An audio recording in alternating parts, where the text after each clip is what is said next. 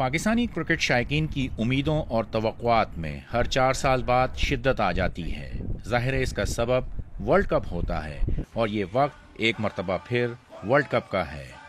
World cup में Pakistani team का सफर श्रीलंका में 23 फरवरी को कीनिया के खिलाफ मैच के साथ शुरू होगा और हर कोई कप्तान शाहिद आफरीदी से ये जानने के लिए बेताब है कि टीम के इरादे क्या हैं। नेक इरादे इंशाल्लाह पूरी एफर्ट की है, पूरी कोशिश की है कि किसी तरह इस कॉम्बिनेशन को बना के एक टीम की को एक शक्ल दी जाए, इसलिए कि जिन मुश्किलात में से हम लोग निकले हैं और उसमें से निकल के टीम को बनाना ये बड़ी एफर्ट है। और जो कि मेरे ख्याल में मैं क्रेडिट देता हूँ वकार यूनुस और जितने भी कोचेज़ वगैरह हैं हमारी अपनी मैनेजमेंट को। और मेरे ख्याल में काफ़ी एफर्ट की हम लोगों ने और बड़ा मुश्किल वक्त था, आई नो हर तरफ से मुश्किल वक्त था हम पे, लेकिन अल्हम्दुलिल्लाह आज ऐसी टीम बन गई है कि जो कि सलाहियत रखती है किसी भी टीम को हराने में। पाकिस्तानी क्रिकेट को हालिया दिनों में स्पॉट फिक्सिंग स्कैंडल ने बहुत मुतासिर किया और इसी के नतीजे में टीम 3 अहम खिलाड़ियों सलमान बट, मोहम्मद आमिर और मोहम्मद आसिफ की खिदमात से भी महरूम हो गई। लेकिन साबिक कप्तान मोइन खान के ख्याल में इस मामले को जहन से निकाल देना ही टीम के लिए बेहतर होगा। सिंपली जब आपके माइंड में डाउट्स आते हैं तो शक व शुबात पैदा होते हैं और अपने कोलीग्स पे आप शक करना शुरू कर देते हैं, उससे टीम की यूनिटी ख़राब होती है।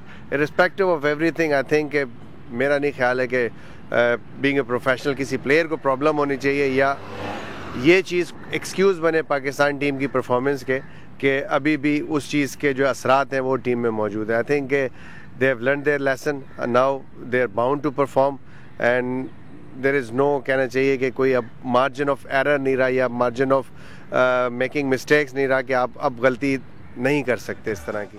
आलमी कप में पाकिस्तानी टीम के ग्रुप में मेजबान श्रीलंका, ऑस्ट्रेलिया और न्यूजीलैंड की टीमें हैं और कप्तान शाहिद आफरीदी किसी भी टीम को आसान समझने के लिए तैयार नहीं।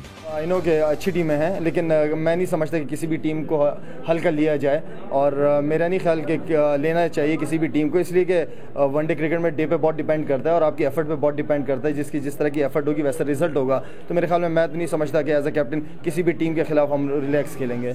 पिछले 2 वर्ल्ड कप से पाकिस्तान की तल्ख यादें वाबस्ता हैं, लेकिन शाहिद आफरीदी के लिए ये सब कुछ माजी का हिस्सा बन चुका है। जो वर्ल्ड कप आप जीते हैं उसमें कौन सी कोई इतनी अच्छी परफॉर्मेंसेस थी हमारी। 92 का वर्ल्ड कप ठीक है हम जीते हैं, लेकिन जिस हालात में से निकल के जीते वो भी एक चैलेंजेस को सामने रख के खेली है और जिस तरह इमरान भाई ने टीम को लड़ाया तो मेरे ख्याल में सबके सामने वो मिसाल है। तो आई नो कि हम कभी 99 का वर्ल्ड कप अगर आप देखा जाए तो हम पूरा टूर्नामेंट अच्छा खेले, फाइनल हार गए। तो ये तो चीज़ें चलती रहती हैं। अब ये है कि एक एम के साथ एक फोकस, एक गोल होना चाहिए कि वो सिर्फ और सिर्फ जीत होना चाहिए। अगर इस बॉडी लैंग्वेज के साथ खेलेंगे तो इंशाल्लाह रिजल्ट भी पॉजिटिव आएंगे। वर्ल्ड कप कौन जीतेगा ये सवाल किसी से भी किया जाए तो वो जवाब दिमाग के बजाय दिल से देता है।